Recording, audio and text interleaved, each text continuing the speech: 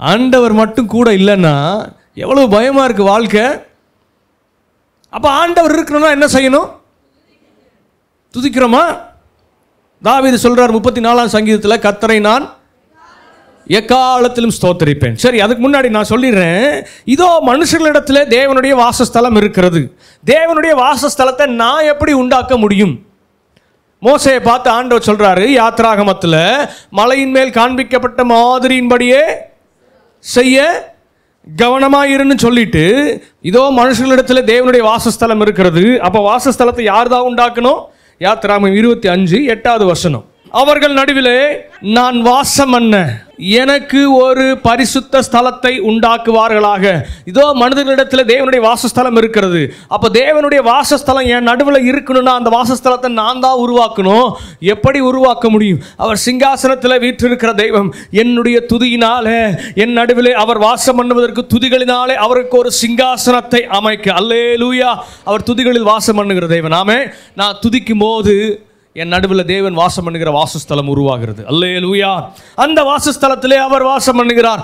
அவர் வாசம் பண்ணும்போது இனி அலறுதலும் இல்லை, இனி கண்ணீரும் இல்லை, கவலையும் இல்லை, இனி மரணமும் இல்லை, வருத்தமும் இல்லை, துக்கமும் இல்லை, எல்லாமே ஒளிந்து போயின. அல்லேலூயா. அப்போ அவர் வாசம் பண்ணணும். என் குடும்பத்தில் அவர் வாசம் பண்ணணும். என் வாழ்க்கையில் அவர் வாசம் பண்ணணும். வாசம் பண்ணலைன்னா இது எதுவும் நடக்காது. அவர் வாசம் பண்ணணும் தான் ஒன்று தான் நான் துதிக்கணும். ஆமென். எப்படி துதிக்கணும்? சங்கீதம் 34:1 தாவீது சொல்றாரு, கர்த்தரை நான், சொல்லுங்க எல்லாரும், கர்த்தரை நான் எக்காலத்திலும், எந்த காலத்திலும், எந்த காலத்திலும் அப்படின்னா என்னது? கஷ்டம் நஷ்டம் மட்டும் இல்லை, 24 மணி நேரமும் கர்த்தரை துதிக்கிற துதி என் வாயில இருக்கணும். அல்லேலூயா. கர்த்தரை நான் எக்காலத்திலும் ஸ்தோத்தரிப்பேன். அவர் துதி எப்போதும் என் வாயில் இருக்கும். ஆனால் இடைவிடாமல் அவரை துதிச்சுட்டே இருப்பான் தாவீது. ஆமென். நடக்கும்போது, கடைக்கு போகும்போது, வேலைக்கு போகும்போது, வேலை செய்யும் போது, அல்லேலூயா, தூங்கும்போது, எங்கே போனாலும் என்ன செஞ்சாலும் கர்த்தரை துதிக்கிற துதி என் வாயில் இருந்துகிட்டே இருக்கும். ஏன்னா தாவீதுக்கு தெரியும், நான் எப்பயும் துதிச்சா அவர் எப்பயும் என் கூட இருப்பார். அவர் துதிகளின் மத்தியில் வாசம் பண்ணுகிற தேவன். அவருடைய வாசஸ்தலம் என் நடுவில் இருக்கிறது. அவர் வாசம் பண்ணணும்னா அவர் விரும்புகிற துதி என் நடுவில் இருக்கணும். நான் எப்பயும் என் வாயில் துதி இருந்தால் எப்பயும் ஆண்டவர் என் கூட இருப்பார். அல்லேலூயா, அல்லேலூயா. அப்போ கர்த்தரை எப்போதும் துதிச்சாதான் அவர் எப்பயும் நடுவில் இருப்பார். ஆமென். துதிச்சு பாருங்கள், உங்கள் வாழ்க்கையில் ஒரு பெரிய விடுதலை உண்டாகும். ஆமென். தேவை வரும்போது மாத்திரமல்ல, இல்லை பிரச்சனை வரும்போது துதிக்க மறந்துடுறோம். சந்தோஷமாக இருக்கும்போது துதிப்போம், பிரச்சனை வரும்போது துதிக்க மாட்டோம். துதினா என்ன?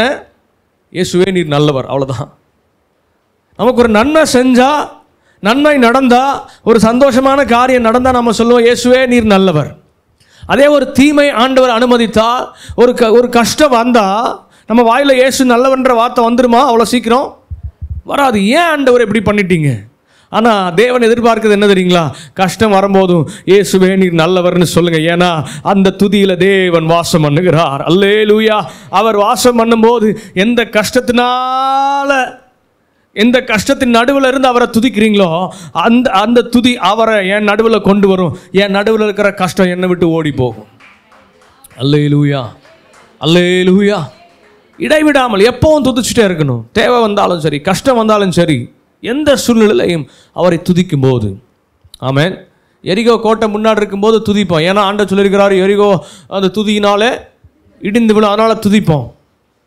அதே கோலியாத்து வந்து நின்னா பயந்து ஓடி போய் டென்ட்டுக்குள்ளே ஒளிஞ்சுப்போம். எரிகோ கோட்டை முன்னாடி அடைக்கப்பட்டிருக்கு. ஆண்டவர் சொல்கிறாரு 7 நாள் சுற்றி வாங்க, துதிங்க, ஆர்ப்பரிங்க அப்படின்னு சொல்கிறாரு. அதனால் செஞ்சோம். இப்போ கோலியாத் முன்னாடி வந்து நிற்கிறாரு. இப்போ என்ன பண்ணுறோம்? துதிக்கிறோமா? பயந்து டென்ட்டுக்குள்ளே போய் கதவை சாத்தி உள்ளே உட்காந்து கோலியாத் எவ்வளோ உயரம், எவ்வளோ ஹைட்டு, எவ்வளோ நீளம், அவர் கத்தி, அவரோட ஈட்டி எவ்வளோ உயரம், எவ்வளோ வெயிட்டுன்னு சொல்லி கோலியாத்தை அளவெடுத்துட்டு இருக்கிறோம். நிறைய நேரம் நாம் அப்படி தான் இருக்கிறோம். அல்லேலூயா, அல்லேலூயா. நிறைய நேரம் பிரச்சனையை பார்த்து ஆண்டவருக்கு அளவு சொல்லிட்டு இருப்போம். ஆண்டவரே இந்த பிரச்சனை எவ்வளோ பெருசு தெரியுமா? இந்த பிரச்சனை எவ்வளோ இது தெரியுமா? எவ்வளோ கஷ்டம் தெரியுமா? ஆண்டவரே அது என்ன தெரியுமா? இது என்ன தெரியுமா? அப்படி தெரியுமா? ஆண்டவர் தெரியவே தெரியாது. நாம் சொல்லி தான் அவருக்கு தெரியும். அல்லேலூயா. என் தேவை எவ்வளோ பெருசு தெரியுமா ஆண்டவரே? 5 லட்சம், 50 லட்சம், 5 கோடி. ஆண்டவர் தெரியாது 5 கோடிக்கு எவ்வளோ சீரோ இருக்குன்னு ஆண்டவருக்கு தெரியாது. நம்ம தான் சொல்லி கொடுத்துருப்போம். ஆண்டவர் எப்படி செய்ய போகிறீங்க, எப்படி செய்ய போகிறீங்க? காற்றையும் காண மாட்டீர்கள், மழையும் காண மாட்டீர்கள், பள்ளத்தாக்கு தண்ணீரால் நிரப்புகிற தேவன் அவர். ஆமென். காற்று இல்லை, மழை இல்லை, அதை பற்றி நீ கவலைப்படாதப்பா, உனக்கு தேவை தண்ணி. ஆமென். அப்போ எனக்கு தேவை என்னன்னு அவருக்கு தெரியுங்க. என் தேவை என்னை காட்டிலும் நன்றாய் அறிந்த தேவன் அவர்.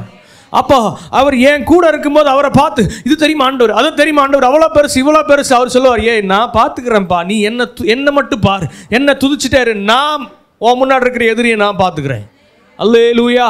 இப்போ கர்த்தரை நான் எக்காலத்திலும் ஸ்தோத்திரிப்பேன், அவர் துதி எப்போதும் என் வாயில் இருக்கு. ஏன்னா தாவீதுக்கு தெரியும், எப்பயும் என் வாயில் துதி இருந்தால் அவர் எப்பயும் என் கூட இருப்பார். அவர் எப்பவும் என் கூட இருந்தால் சிங்கக்குட்டிகள் தாழ்ச்சி அடைந்து பட்டினியாக இருக்கும். கர்த்தரை துதிக்கிற, இடைவிடாமல் ஆராதிக்கிற எனக்கோ ஒரு நன்மையும் குறைவுபடாது. அல்லேலூயா. நம்ம வாழ்க்கையில் ஆண்டவர் உலாவனா இனி மரணமும் இல்லை, இனி துக்கமும் இல்லை, இனி வருத்தமும் இல்லை, இனி அலறுதலும் இல்லை. ஏன்னா என் கண்ணீர் யாவையும் ஆண்டவர் துடைக்கிறார். என் கூட என் நடுவில் இருந்து என் கண்ணீரை துடைக்கிற தேவன். இனி எல்லாம் புதிதாயின. அல்லேலூயா. இதெல்லாம் மாறணும்னா ஒன்றே ஒன்று தான், என் நடுவில் துதி இருக்கணும், என் குடும்பத்தில் துதி இருக்கணும். அல்லேலூயா, அல்லேலூயா. பிரசங்கம் கேட்கும்போது ஆமென் அல்லேலூயா போட்டு போயிடுறோம். ஆனால் வாழ்க்கையில் நம்ம அதை செயல்படுத்துகிறோமா? இன்றைக்கி சர்ச்சஸில் இருக்கிற மிக முக்கியமான காரியம் அதுதான். பிரசங்கம் பண்ணும்போது ஆமென் அல்லேலூயா, ஆமென் ஆமென், ஆமா ஆண்டவர், ஆமா ஆண்டவர், ஆமா சாமி போட்டு போயிடுறோம். ஆனால் வாழ்க்கையில், அன்றாட வாழ்க்கையில் நான் கேட்ட சத்தியத்தை கடைபிடிக்கிறேனா? நம்ம தடையை பார்த்து ஆண்டவரே இந்த தடையை உடைங்கன்னு துதிக்க வேண்டாம். இயேசு நல்லவர்னு துதிச்சா தடை தன்னால் உடையும். ஆமென் ஹல்லேலூயா, அல்லேலூயா, ஆமென்.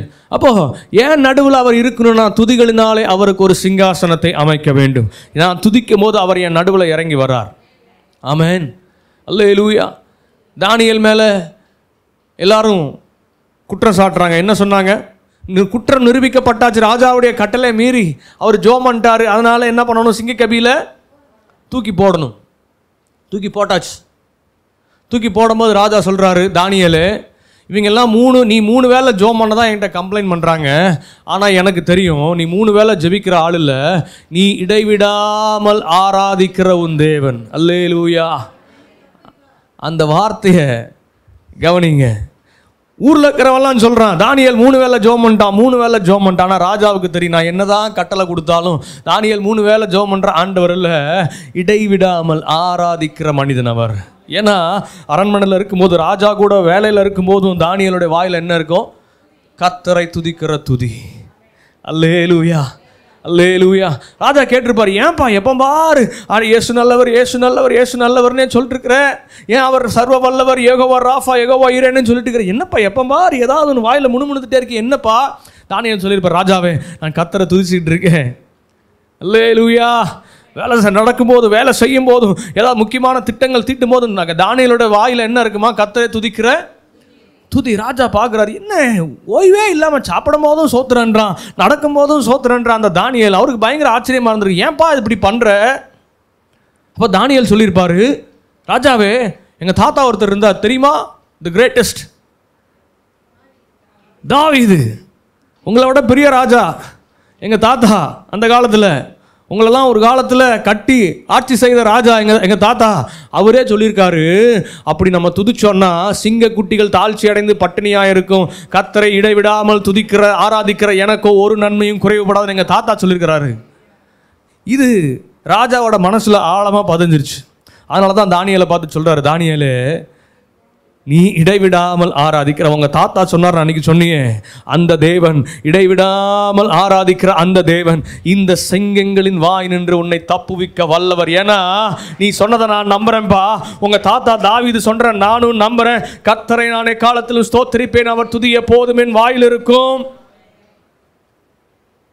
அப்படி ஆராதிக்கும் போது சிங்க குட்டிகளும் தாழ்ச்சி அடைந்து பசியோடு இருக்கிற சிங்கங்கள் தான் உள்ளே இருக்குது. ஆனாலும் எனக்கு தெரியும் நீ இடைவிடாமல் ஆராதிக்கிற உன் தேவன் இந்த சிங்கங்களை பட்டினி போட்டு, சிங்கங்களுக்கு சாப்பாடு யார் அன்னைக்கு? தானியேல். ஆனால் வசனம் வார்த்தை, அவர் வார்த்தையிலே உண்மை உள்ளவர். சிங்க குட்டிகள் தாழ்ச்சி அடைந்து பட்டினியாக இருக்கும், கண்ணு முன்னாடி இருக்கு, ஆனால் வாயை ஆண்டவர் பிடிச்சிருக்கிறார். அல்லேலூயா, அல்லேலூயா. ஒன்றுமே பண்ண முடியல. சிங்கம் கேட்டிருக்க, ஆண்டவரே ஒரு காளையாவது சாப்பிட்டுக்கிறேன், ஒரு கால் கையவாவது சாப்பிட்டுக்கிறேன், ரொம்ப பசியில் இருக்கேன், 10 நாள் பசியில் இருக்கேன். நான் வாக்கு பண்ணியிருக்கிறேன் அவங்க தாத்தாக்கு, இடைவிடாமல் ஆராதிக்கிறவளுக்கு ஒரு நன்மையும் குறைவுபடாது, காலில் கையில் ஒரு முடிய கூட நீ தொடக்கூடாது. அல்லேலூயா. சிங்கத்தை பார்த்து சொல்ல, நீ பட்டினியாக இருக்கிறத பற்றி எனக்கு கவலை இல்லை, என்னை இடைவிடாமல் ஆராதிக்கிற என் பிள்ளைக்கு ஒரு நன்மையும் குறைவு பற்றக்கூடாது, அவன் தலையிலேருந்து ஒரு முடி கூட விழுந்துடக்கூடாது. அல்லேலூயா.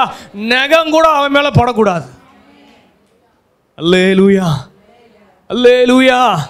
அவர்தான் நம்ம ஆராதிக்கிற தேவன். இடைவிடாமல் ஆராதிக்கும் போது அவர் என் கூட இருக்கிறார். அரண்மனையிலேயே என் கூட இருப்பார். எருசலேமுக்கு நேராக பலகனியை திறந்து வைத்து ஜெபிக்கும் போது என் கூட இருப்பார். சிங்க கவியில தூக்கி போட்டாலும் என் கூட என் நடுவில் வாசம் பண்ணுவார். ஏன்னா என் வாயில் என்ன இருக்குதுங்க? துதி இருக்குது. இப்போ பிரச்சனையே என்னன்னா நாம துதிக்கிறது இல்லை. அல்லேலூயா. இப்போ பிரச்சனை என்னன்னா நம்ம வாயில் துதி வர மாட்டேங்குது, பிடிச்சி இழுக்க வேண்டியதாக இருக்குது, கம்பல் பண்ணி கட்டாயப்படுத்தி தான் அவங்கள துதிக்க வைக்கிறதா இருக்குது. அப்படி கட்டாயப்படுத்தி துதிக்கிற துதியில் ஆராதனையில் ஒரு பிரயோஜனமும் இல்லை. ஆண்டவரும் திருப்தி அடைகிறதில்லை, ஆண்டவரும் அதை விரும்புகிறதில்லை, நமக்கும் ஒரு பிரயோஜனமும் கிடையாது. அல்லேலூயா. என்ன சத்தம் வரமாட்டேங்குது? நானே அவரை நேசிக்கிறதுனால நான் ஆராதிக்கிறேன், அதுதான் ஆராதனை. அல்லேலூயா. இப்போ நம்ம துதி எப்படி இருக்கணுங்க? கட்டாயத்தின் பேராக இருக்கக்கூடாது. அவரை நேசிக்கிறதுனால நான் ஏன் ஆண்டவரை ஆராதிக்கிறேன், அவரை கூப்பிடுறேன், அவர்கிட்ட பேசுகிறேன், அவரை துதிக்கிறேன், அவரை உயர்த்துறேன், அதுதான் உண்மையான துதி.